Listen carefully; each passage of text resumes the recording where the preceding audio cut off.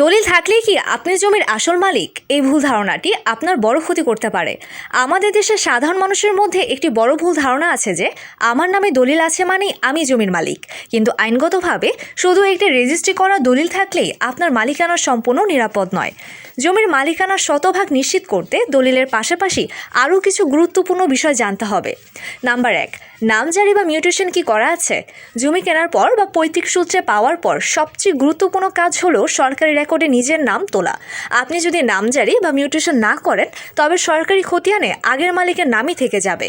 এর ফলে আপনি ভূমি উন্নয়ন কর খাজনা দিতে পারবেন না এবং ভবিষ্যতে জমি বিক্রি বা ব্যাংক লোন নিতে গেলে মহাবিপদে পড়বেন। 2, খতিয়ান বা পর্যায় কি সঠিক? শুধুমাত্র দলিল থাকলেই হবে না। সিএস, এসএআরএস বা বিএস খতিয়ানের ধারাবাহিকতা ঠিক আছে কিনা তা দেখতে হবে।